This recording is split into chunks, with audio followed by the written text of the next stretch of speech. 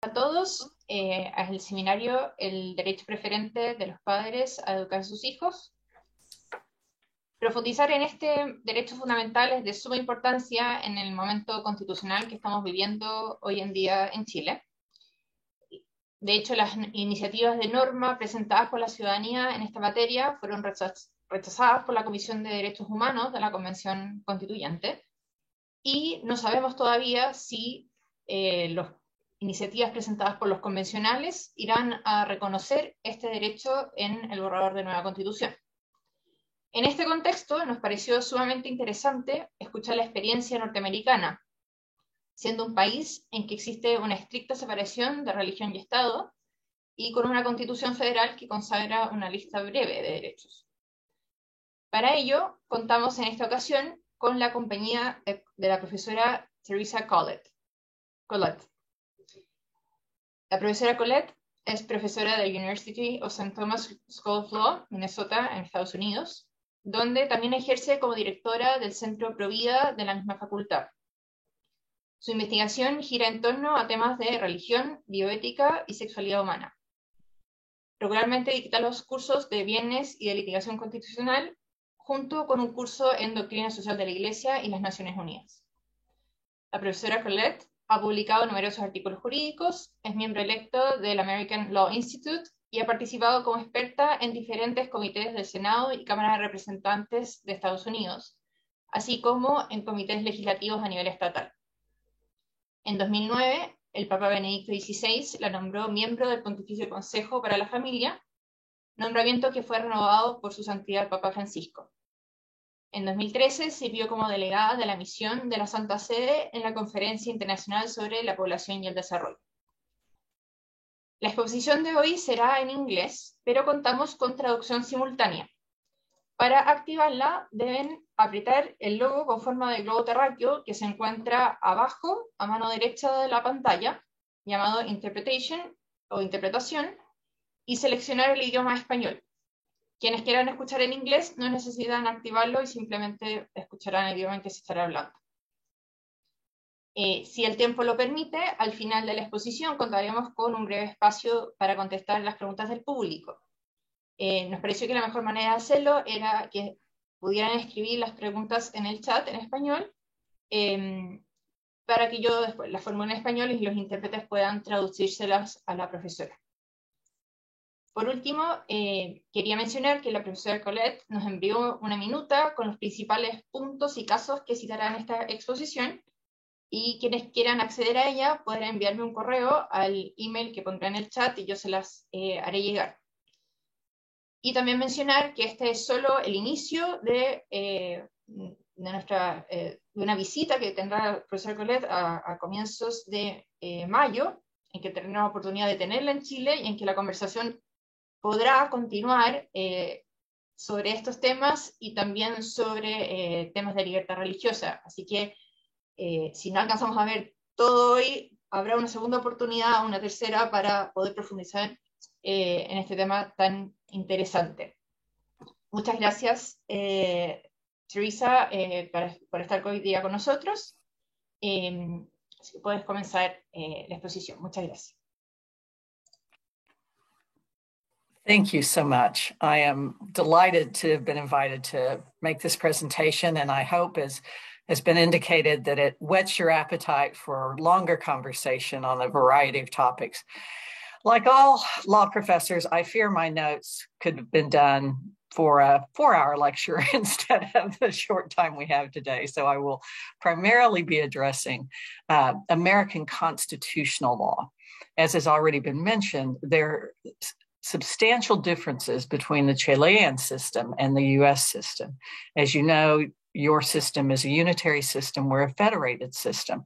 And so while the United States Constitution, it controls state action both by states as well as federal action, it is a difference. There's a division of labor in the United States, and the states individually control the education system within their own state, subject to federal legislation, typically enforced not through prohibition, but rather through funding mechanism. I think it's also important to note that while the federal government has substantial influence with state governments in the way they structure their public schools, they also only fund 8% of all school budgets in the United States. So it's a different system. The cases we're going to be looking at today are, if you will, the guardrails that the United States Bill of Rights has put in place on what the government can and cannot do in relationship to parents and education of their children. But the main activity in education and education rights today is often happening at the state level. We'll need to reserve that for a longer conversation, hopefully in May when I get there. So I'd like to just begin by highlighting the primary Supreme Court cases in this area. We begin in 1923, almost 100 years ago, with the case of Meyer versus Nebraska. In that case, the state of Nebraska had determined that the teaching of English was the only permissible or primary permissible language, and that the German language could not be taught in public schools. A group of parents who had a German heritage believed that it was important that their children learn the language of their ancestors, and in fact filed a lawsuit claiming that the prohibition of teaching of German in public schools, notwithstanding that we were in the midst of a world war, was not permissible under the Constitution. The parents had a right to bring up their children in a manner that is consistent with their own values.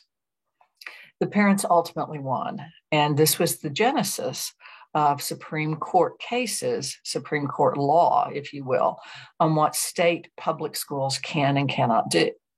Well, not to give up, in another state of Oregon in 1925, just 2 years later, they decided they could solve the problem by simply prohibiting parents from placing their children in private schools. The name of the case, of course, is Pierce versus Society of Sisters. In this case, the Oregon statute required all children to attend public schools. The parents, again, believed that was inconsistent with their rights to direct the upbringing and education of their children. And they, and a religious order of nuns, filed suit claiming that it interfered with the parents' right to select private or parochial schools for their children. And that even if the state had a compelling interest in integrating new citizens into the community and having particular standards for what should be taught, that by denying parents the ability to put their children in parochial schools or private schools, schools that had existed in the United States from the very period of the colonies, that it violated parental rights. The U.S. Supreme Court agreed, and in the United States, just like in Chile, parents have a right to put their children in parochial schools as opposed to public schools, so long as those schools meet certain objective standards regarding curriculum and the nature of the instruction. It was about 20 years between those two cases and the next pair of cases where the parents again sued a state over the relationship of their children to schools. West Virginia State Board of Education versus Barnett in 1943 involved parents who were Jehovah's Witnesses. Jehovah's Witnesses, as you may know, believe that the Ten Commandments prohibit pledging allegiance to a government.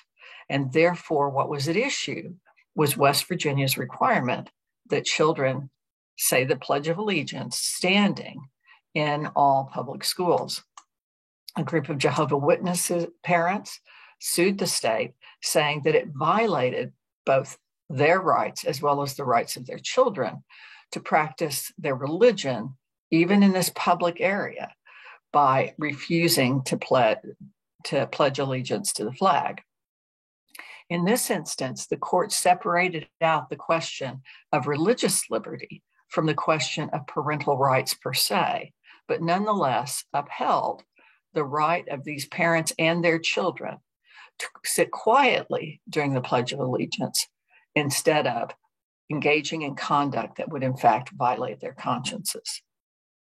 It's important to note, though, that in this particular case, there is an interesting dissent by Justice Frankfurter, who argues that the requirement of pledging allegiance to the flag is a sort of curricular and instructional choice that public schools have a right to make, and that private parents who disagree with those choices have the remedy of going to private schools, not requiring the state to alter their instruction. Again, though, I note that's a dissenting opinion. The opinion of the court generally was that the student and parents' right of freedom of religion trumped the rights of the state, or the interest of the state, in compelling Pledge of Allegiance during public school sessions. Again, we fast forward about 30 years. These cases seem to come in pairs every 20 to 30 years. And in 1972, the Supreme Court had the case of Wisconsin versus Yoder. Now, in Wisconsin versus Yoder, the question was whether or not a group of Amish parents could remove their children from compulsory education at age 15, or when they go to high school, in order that the students could participate more fully in the Amish community's life. The argument the state made in requiring that these children continue to attend school after age 15 was that it was necessary to provide the sort of skills and abilities and characteristics that would allow them to succeed as adult citizens in the community. The Amish parents countered that because of the unique structure of their communities, that they had a right to withdraw their children at the age of high school and to further instruct them privately within their own community as to their responsibilities and duties. Now, some people argue that this case has lost its relevance today because there is a very unique sort of structure within the Amish community that we don't necessarily find within Catholic parish schools or Catholic parishes. We don't necessarily find in evangelical churches, although it is very similar to some of the schools that Orthodox Jews have established, particularly in the state of New York. And we're seeing some new litigation emerge about the ability and rights of yeshivas to be established that have a limited instruction in what we might think of as the secular studies after a certain age. Nonetheless, in Wisconsin versus Yoder in 1972, the United States Supreme Court upheld the right of the Amish parents to take children out of school so long as they were continuing to complete their education in the Amish ways at home. Now, as you can imagine, the reference to homeschooling or home education is one that's been relied on by many parents in the United States as they argue that they have a right to remove their children from public and private schools and instruct them at home. Today, after probably a 30 or 40-year battle, every state in the union recognizes the right of a parent to homeschool their child. It's important to note, though, that the regulations surrounding that right vary from state to state. Initially, some states tried to require that any parent that was going to homeschool must have a teaching license. I myself had a teaching license at one point, but it does require certain formal education in order to obtain that licensure. That requirement now is very rarely found. Parents have succeeded in establishing that as long as they are using a curriculum that fulfills the obligations that the state may reasonably impose in that manner, reading, writing, and arithmetic, that the parent need not have professional certification, but the child may be subject to certain testing requirements in order to make sure that the basic educational progress is being made. Well, 7 years later, in 1979, we step out of the education arena, but I think it's an important case to think about in Parham versus JR. This is a case that I have spent a lot of time talking about in Senate committee hearings, House of Representative hearings, and across the United States and state legislatures, because this case deals not so much with the education of the child, although it does reference the education of the child, but rather it deals with the parent's right to direct the health care of the child. In it, the majority opinion says, the law's concept of the family rests on a presumption that parents possess what a child lacks in maturity, experience, and capacity for judgment required for making life's difficult decisions. It is also assumed that the natural bonds of affection ordinarily lead parents to act in the best interest of their children. The issue in this case was whether or not a child who was placed in residential care for psychiatric problems had a right to a judicial hearing before his parents placed him in residential custody. In this particular case, both the healthcare providers, the doctors, and the parents agreed that the child would benefit from residential care in dealing with identified psychological illnesses. The court upheld the right of the parents to place the child in the residential care, notwithstanding it was a deprivation of certain liberties that the child might be afforded, because of the presumption that the parents acting together with the physicians were acting in the best interest of the child. The introduction to this conversation indicated that in both the civil and the Anglo-American system, the common law system, that the rights of the parents have always been considered paramount. They've been considered a part of the natural law. And this case reaffirms that. However, we see in subsequent cases that where it deals with the area of sexuality, parents' rights are increasingly declining, even when it's a matter of sexuality as being provided through the state-funded education. So let me turn to a couple of cases that were also from the 1970s that dealt specifically with abortion.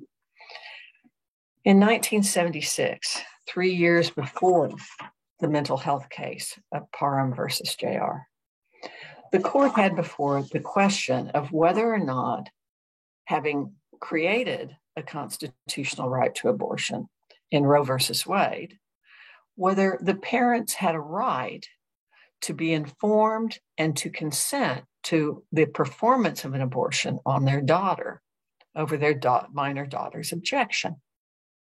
Justice Stewart wrote for the majority, there can be little doubt that the state furthers a constitutionally permissible end by encouraging unmarried pregnant minors to visit and seek the help and advice of her parents in whether to bear or not to bear a child.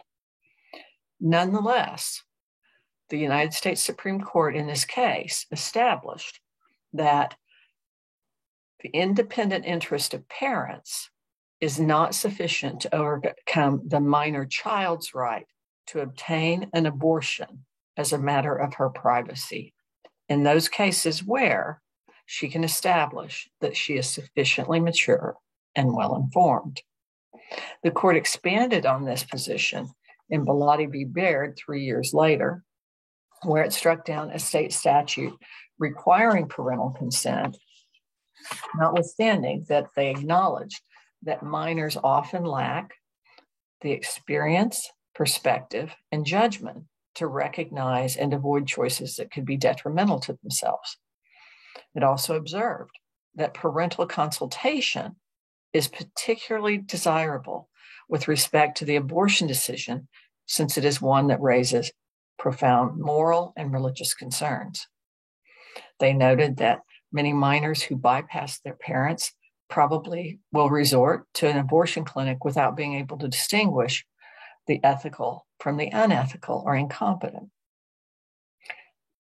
Having recognized all of this benefit of parental consultation and parental control of the decision-making for their minor daughters, the court again said the minor's right to abortion is more important, and therefore, in the United States, according to Supreme Court precedent, any minor, no matter how young, who is pregnant, who wishes to obtain an abortion, can resort to the courts in a secret proceeding that parents are excluded from and argue to the court that they are A, sufficiently mature and well-informed, a standard unlikely to be met by a 12 or 13-year-old, or in the alternative, B, that it is not in their best interest to involve their parents.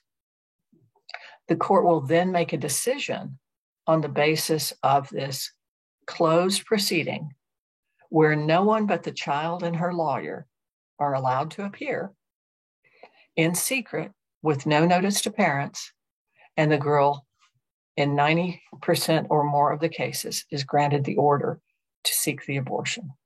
What's this got to do with schools? Well, unfortunately, it has been the practice in some of the more liberal schools in the United States to facilitate this seeking of an abortion to this extent that not only do they advise young girls who come to the school counselor's office regarding their pregnancy, but they keep it secret from the parents. They refuse to tell the parents that the child is absent. And that has led to litigation throughout the United States on whether a public official in that capacity can in fact withhold this critical information to a parent who is seeking to care for their young daughter. Courts have gone both ways on this issue when it's notice as opposed to consent. But it's not just abortion. The United States Supreme Court has also taken the position that parents cannot be entitled constitutionally to consent prior to the administration or sale of contraceptions to children. In other words, and I had a case come to me about this, in other words, a school clinic can provide contraception to a minor daughter with no notice to the parents. And this is deeply problematic because, again, it enmeshes the schools and places them in a superior position to that of parents in inviting young adolescents about contraception, morality, human sexuality. Finally, the other area that schools and sexual rights have come into conflict, at least where we have opinions, although we're developing a fourth area, but at this point in time, is the curriculum.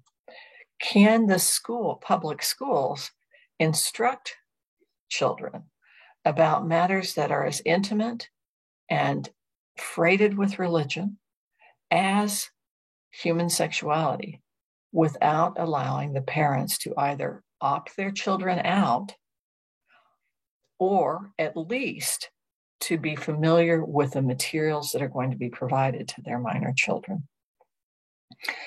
We don't have a Supreme Court opinion directly on point, although we do have Justice Frankfurter's dissent in the case regarding religious liberty, the flag salute case, West Virginia versus Barnett. But the Supreme Court has never reached this question. However, there is a unity among the intermediate courts of appeals in our country that, in fact, public schools have a right to instruct children without notice to the parents, absent a state statute protecting parental rights to opt out, and that there can be no liability, no matter how outrageous that instruction is. In the notes that accompany this presentation, you will see that the title of one case, in fact, sort of indicates, in my view, the outrageous nature of this. It was Brown versus Hot, Sexy, and Safer Productions.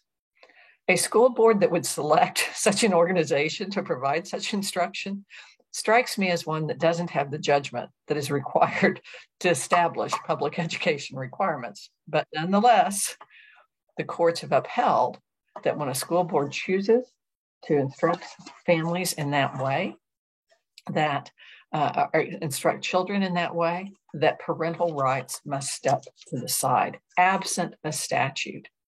And notwithstanding a statute, because in the case of Brown, there actually was a statute that required parental notice that the education was going to occur that was not sent out, and yet there was no liability or penalty imposed on the school for their failure to inform children or parents of children that this instruction was going to occur. So let me pause here and talk about how do you litigate these cases? What are the arguments we are making? And what's the process of decision-making by the court?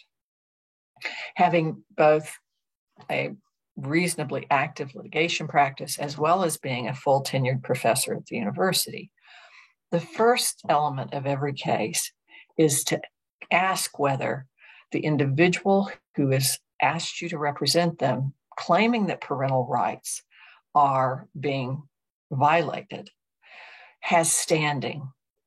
And standing has become a much more complex question in a world in which divorce is common.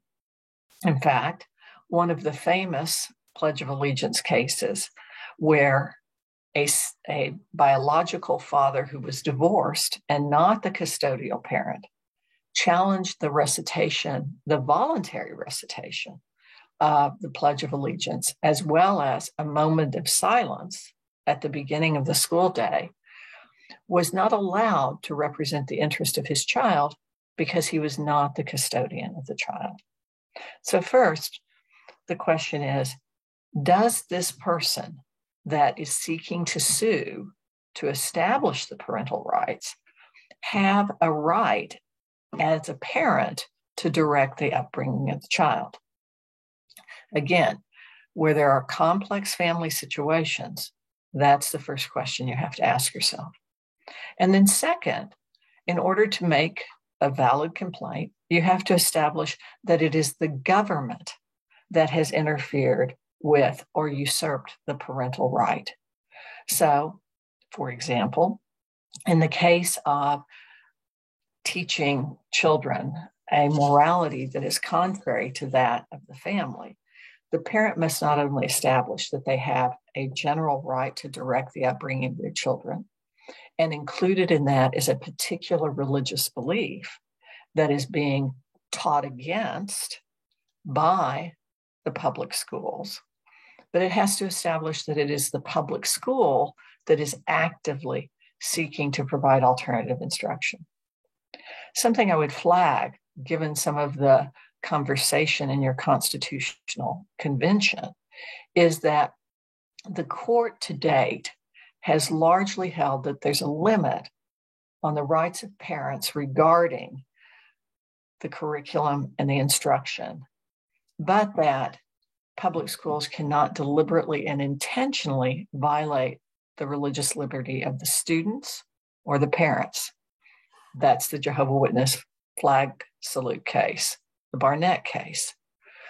But what is occurring in many of these cases is that the school is repackaging what they're doing and claiming they are not teaching sexual morality. They're not teaching morality, a secular morality, an agnostic morality. But what they're teaching is anti-discrimination. They're teaching children that Islam is equivalent to Christianity, which is equivalent to the Hebrew faith, which is equivalent to any number of other faiths. In fact, in my home state of Oklahoma, the state where I grew up and went to law school, we actually have, believe it or not, an activist satanic church. And they have challenged the state of Oklahoma to allow the Happy Satanist Club access to public schools in the same way that we would allow access to Young Life, an evangelical religious group where students come together for scripture study, or perhaps some Catholic group that chooses to come and study the catechism together. To date, the state Supreme Court in Oklahoma has been able to avoid such a ruling. But when we think about it in terms of anti-discrimination, which is one of the themes that is loudly being proclaimed in your constitutional convention, we need to think about religious neutrality in this concept. Because if neutrality must encompass non-theistic or theistic views that we believe are contrary to the public good, to the common good, how do we present arguments that are persuasive if neutrality is the controlling issue? So those are the first two elements. Do I have a parent who has custodial control that has a right in this context? And is it the government who has interfered with the right? Then, if I've pled those two elements, the burden of proof moves from me as plaintiff or as counsel for the plaintiff to the government. And then the government has to prove that its interference or its activities that we allege are interfering with parental rights are essential to accomplish a compelling state interest. Now, we used to say in American con law classes that if you get the compelling state interest test, this is strict scrutiny, if you get that test, it means the government loses and the plaintiffs win. Very simple. We have two other standards that apply in other contexts. One is intermediate scrutiny, and that deals with sex discrimination. And there, the interest of the state doesn't have to be compelling, but it has to be important. Or we have rational basis, which historically has meant anything the defendants say, or even if they don't give you a good reason, anything the judges can come up with. So when we get to rational basis, the rule is the plaintiffs always lose. It's good then that we have the compelling state interest requirement in this area. And not only does the interest that the state is asserting, going back to the use of anti-discrimination to disguise moral instruction, when we get that compelling state interest, not only is that enough, but the government has to show that the means they are using to achieve this compelling state interest are narrowly tailored. That narrow tailoring requirement is what led to the ruling, even in the 1920s, that to ban the teaching of German in all schools, yes, it's important to win the war. Yes, it's important to not give aid and succor to the enemy. But that's not narrowly tailored to achieve that objective, which is part of the analysis we saw in that case. In contrast, let me close with one more case. I meant to discuss it earlier, but it's not in the outline I provided to Ed, but I will send her a revision today. It's Prince versus Massachusetts, because that's an important case. It defines the limits of parental rights. In this particular case, in 1944, as you can imagine, we're just coming out of the Great Depression in our country, and there are a lot of newspaper boys. They would stand on street corners and sell newspapers or books or merchandise, and they would be missing public school, or they'd be missing school to go sell to help support their family. But the case, interestingly, in this particular fact pattern, involved another Jehovah's Witness who believed that they had to preach the gospel on the streets. And there is a history and tradition of that in the United States. But in this instance, an aunt who had custody of her niece was Jehovah's Witness, and her niece begged her at age 9 to come and preach the gospel with her on the streets. The court even sympathetically says, and the aunt, like many mothers, gave in to the tears of the child and allowed the child to come with her, knowing that the Massachusetts law criminalized parents providing materials for their children to sell on the public streets. The 9-year-old niece comes. She's offering the Watchtower, which is a publication of the Jehovah's Witness faith, for a nickel each on the street corner. There was no evidence she sold anything because nobody bought them. But in that instance, she was arrested. The aunt was arrested for violating this particular statute. When I arrived at the United States Supreme Court, you can see there was an intermingling of both freedom of religion to preach the gospel on the public streets, as well as the right of the custodian or parent to direct the upbringing of their child, versus the state's right to prohibit child labor. And that's the way the court looked at it. Well, certainly preventing child labor, particularly at age 9, like the child in this case, is a compelling state interest. Okay. The question then became, did they narrowly tailor it? And in this instance, the court said that the right of the government to protect children, particularly in such an important area as child labor, is much broader, and they can restrict the conduct of a child and the parent directing that child in a way that they could never restrict it for an adult. So again, that case is Prince versus Massachusetts that defines some of the limits of parental rights. Where do I see us going in the future? Well, I just got back from the United Nations last week, where we were attending the annual meeting on the Commission of the Status of Women. And I just got a report from a friend from the Human Rights meeting in Geneva. And it is clear that international law is another complicating factor, particularly for Chile, since you all have ratified the Convention on the Child.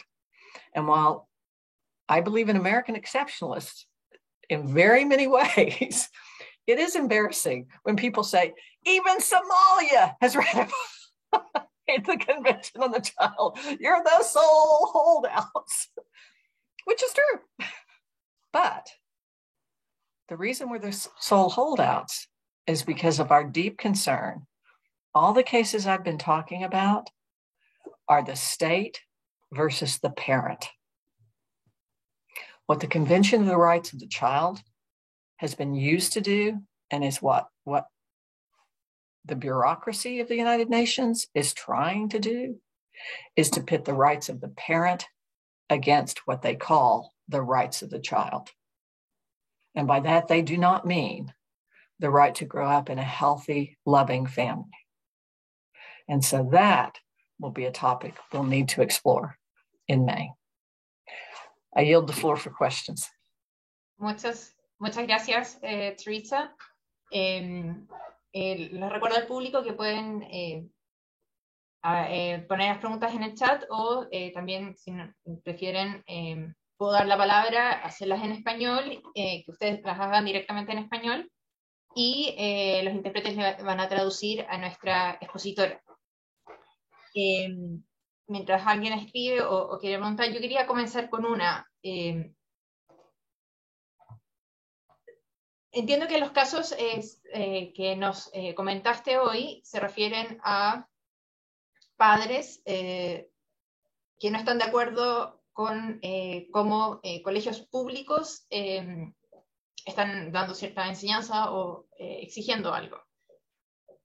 ¿Se puede aplicar la misma lógica a colegios privados que no quieran seguir algún requerimiento del Estado por ir en contra de su ideario? Y si no es así, ¿cuál sería el mecanismo para que colegios particulares, colegios privados, pudieran en el fondo defender el tener un ideario frente a, por ejemplo, un programa de sexualidad que venga del Estado, que no esté de acuerdo con su ideario? Gracias. No sé si alguien... That is a very complex question that places us in the other area that I hope to explore while I'm in Chile, freedom of religion. And the United States Supreme Court has established certain protections for the schools established by religious entities, the Catholic schools, the yeshivas, and they have an institutional protection. They have a right to practice their religion collectively. Now, like our last case that we talked about, selling the newspapers on the public street, the watchtower, there are limits to that. The court certainly would not, and that's actually part of the challenge for the yeshiva schools, is to the extent that Wisconsin versus Yoder, remember that's the Amish case where you could take your children out at age 15 and continue their education to fit them for life within the Amish community. To the extent that that is still good law, I'm afraid we're going to find out because the yeshiva schools exclude a number of secular subjects that are considered essential. And that is being challenged as we speak in New York right now as to whether or not those schools can meet the compulsory education requirements. It may end up, the argument that the state would make, and this is actually right now being debated in the state legislature rather than the courts, but the argument that I would anticipate the state making is that based on a 1920s case that the state can regulate regarding certain curricular basics, that we may see some intrusion.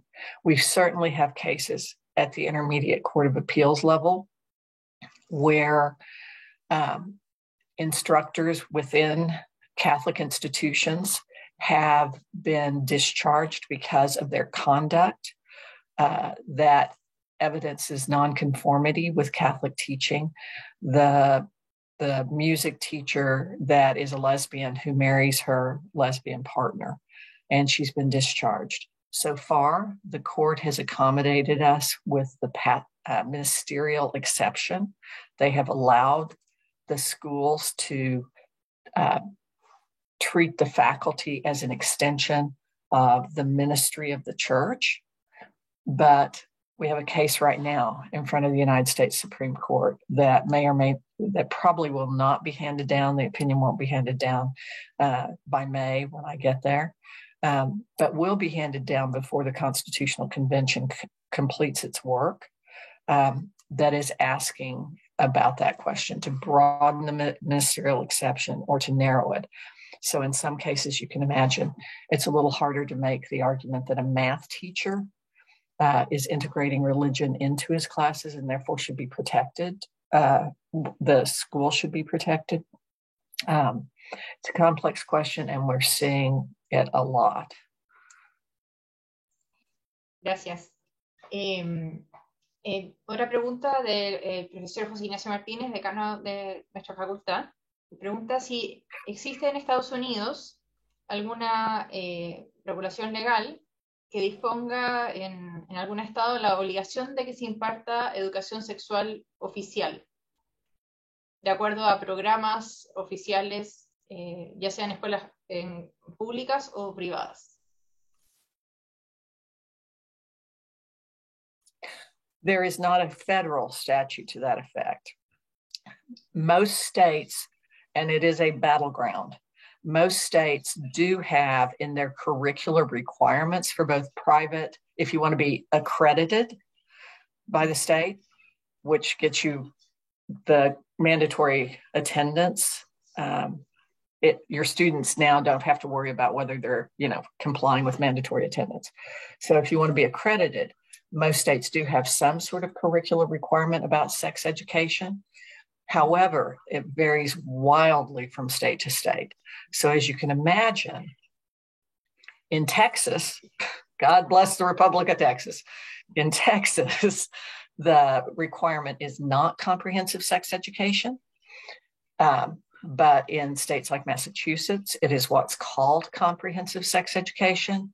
And in fact, that is part of the battle under the Convention on the Rights of the Child, as well as there are claims in international law that the right to health includes this right to comprehensive sex education. And some of you may recall, and I recognize the question was asked about the United States, but some of you may recall UNICEF for a brief period of time had up on their website the endorsement of soft pornography as a component of sexual education.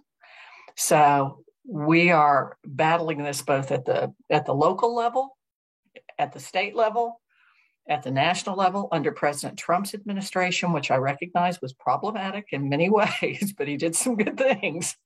And one of them was his Department of Education put a stop to this nonsense. Our current president came back and reversed all that. So we are right back at it at the federal level and then internationally. There are a number of NGOs and state actors that are. Gracias. Otra pregunta del profesor Hernán Corral. Se habla de derecho preferente de los padres al elegir establecimientos de educación para sus hijos.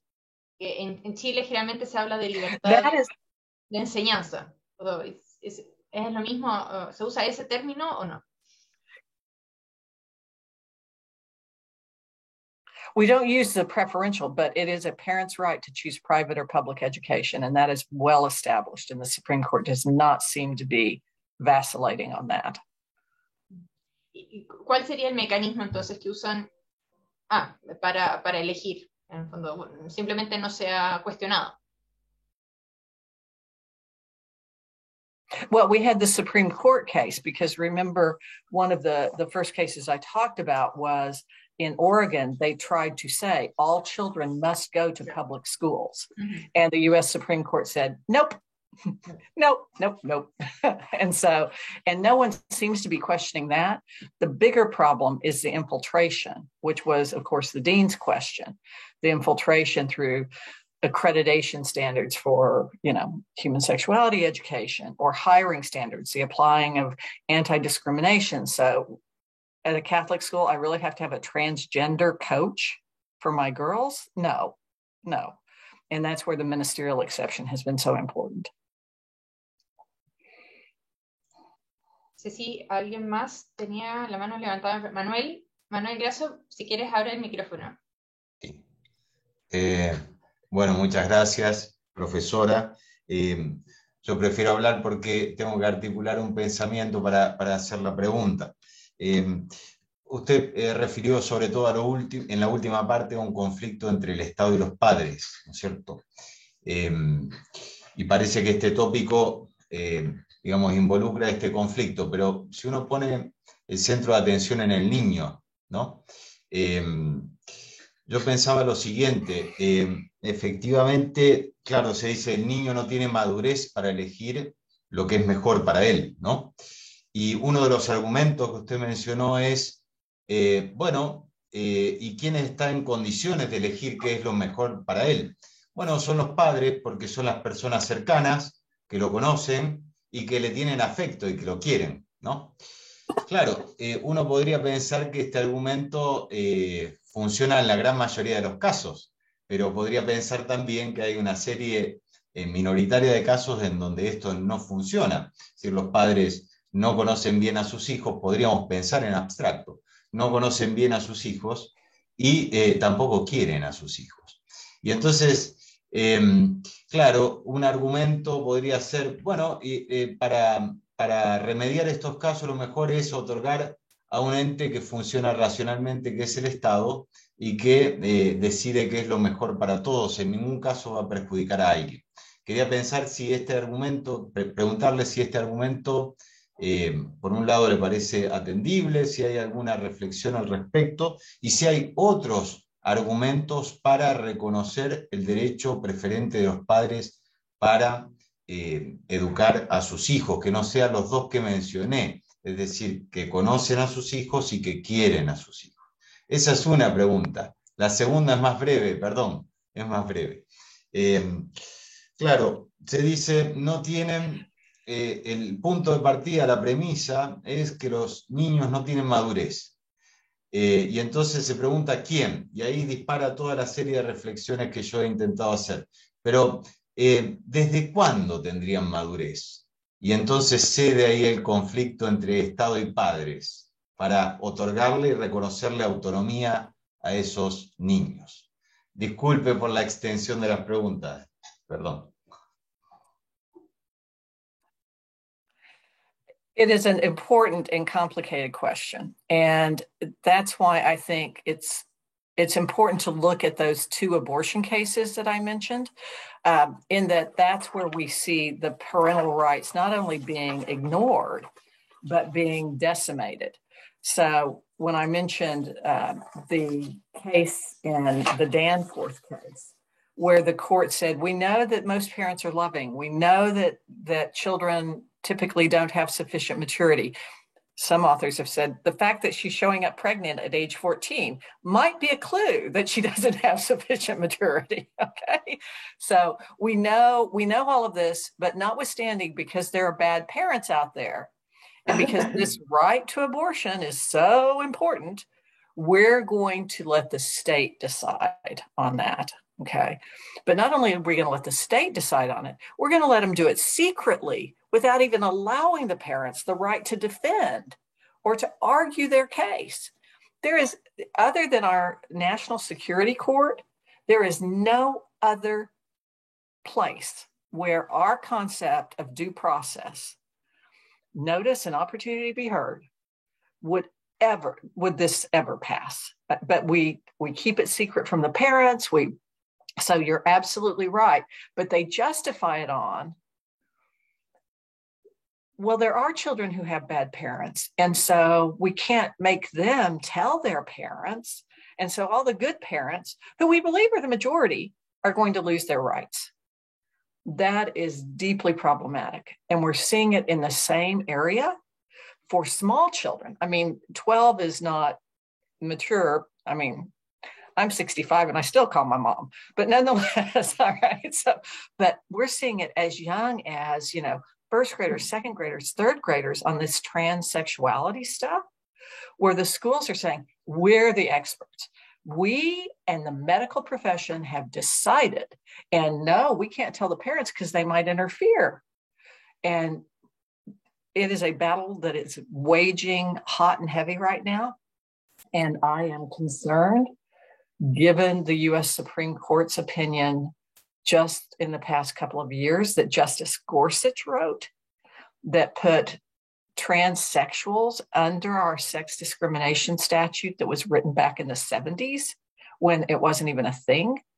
So I don't know how those are going to turn out. But their answer, the way they're attacking it is, the way you can tell whether a parent is making a good judgment is you compare it to these education professionals and medical professionals. And if the education professionals and the medical professionals make a decision that is contrary to the parents, well, the parents are just wrong. And so we can deprive the parents of their rights. Now, again, it's a battle waging hot and heavy throughout the country right now. That's why San Francisco had 3 school board members defeated at the polls. That's why the governor of Virginia, the Democratic governor, got defeated at the polls. So we're fighting it on a political level. We're fighting it in the courts. The question about when is someone mature, your second question is incredibly important too. And that we have both in the medical area as well as in the educational area, a doctrine of the mature minor. And how that is defined varies from state to state and individual to individual. But what it essentially does is it gives the child the right to preempt the parental decision or to ignore the parental decision, and the state will give effect to the child's right. But remember, we have one case that's a place of hope. Well, we have more than that, but I mentioned the Parham versus JR case, which is very different than the abortion case. That was the case where the parents believed the child needed psychological help and put him in a residential care facility. And the court said, but here's the key. The court said, because the medical professionals and the parent are in agreement, there is no need for court intervention or state intervention. Okay. So when I talk to undergraduates, I say, those of you who want to be, defenders of the faith and defenders of the natural order, it's not just law school. We need doctors, we need journalists, we need communications experts. So that may be where we end up, is that it really does end up being, quote, the professionals versus parents, and a child who wants to avoid their parental involvement. If they can align with these, that's my fear. Teresa, hay una pregunta más de Fernanda Sevilla. Ella pregunta si en los ordenamientos jurídicos dicen que los padres pueden intervenir y decidir en la educación de sus hijos. ¿Consideras tú que debería tener un límite esa intervención, ese derecho de los padres?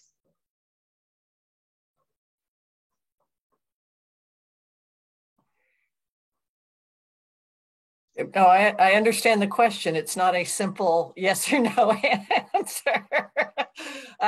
Certainly, you know, as part of my daily practice, I get up and I exercise and I read scripture.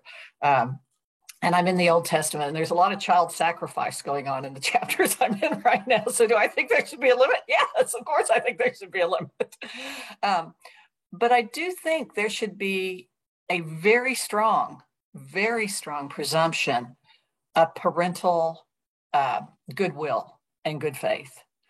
And I know as we become a more diverse and multicultural society, in the absence of a solid natural law grounding, that poses some tremendous problems. When I was in Houston, Texas, we had a large Vietnamese community after the Vietnam War.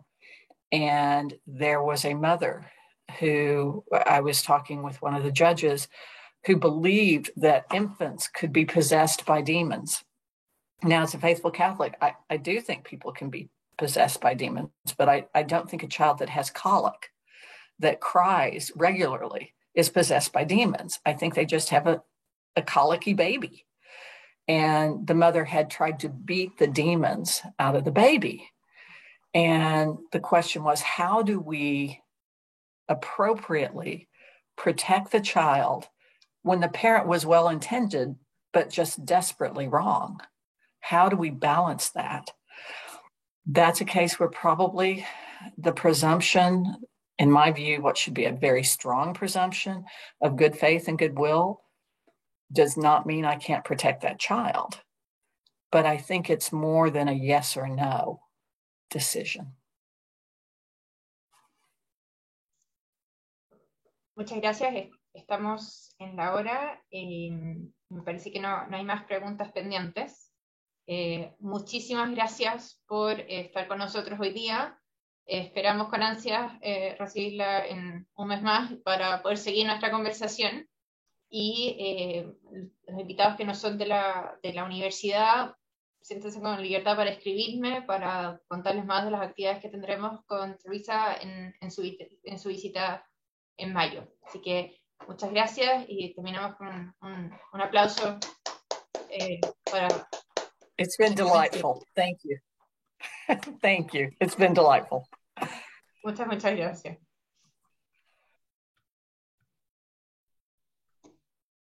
Gracias. Gracias. Muchas gracias.